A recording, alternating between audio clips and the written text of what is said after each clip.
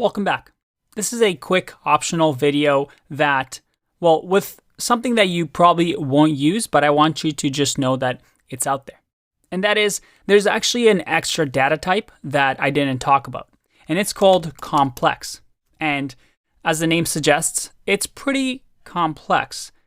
However, a complex number, again, is a number that is a third type. Instead of int and float, we also have this type for numbers. Now, the reason I'm not really teaching complex is that you only use this if you're doing something really complex math. Most of the time, you'll never use it. I personally have never used it, but it is good to know that it exists. It's the equivalent to a real number, and you can read about complex numbers if you want. But again, that's something that you don't need to worry 99.9% of the time. Another thing I want to talk to you about is this idea that these integers and floats get stored, such as 5, in memory as binary. That is, as binary numbers, ones and zeros. And there's actually an action or function that we can use in Python called bin for binary. And you can see that a bin returns the binary representation of an integer. So it's going to return whatever the binary version of 5 is. If I click run here, well, I have to print, remember. So let's print and click run, and I get the binary representation. Now, instead of all zeros and ones, there's also this idea of b.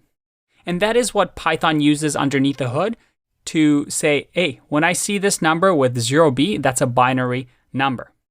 But if I Google binary number 5, I see that the binary number for 5 is 101, which, again, that's what we see here. So that's really cool, really interesting just to know that it exists. By the way, just for fun, let's say that we want to return this into a decimal. Let's say we're the computer and we just retrieve this binary number. I can do int and then wrap this like this in single or double quotes. And then with the int, I can also say, hey, I want this return to a number that is base 10, which is what us humans use. So if I actually do print here and click run, well, actually we have to do base 2 here, right? Because what we're saying is, hey, this number is base 2 and convert it to integer. And base 2 number is, well, zeros and 1. It's a binary number. So if I click run here, look at that. I get 5. So in your head, you can think of it this way. When we store a number like 5, an integer like 5, when a computer retrieves that number, let's say we're doing some addition, well, it's going to grab this from memory. It's going to say, well, this is a binary number, and I'm going to convert it into integer. Very cool.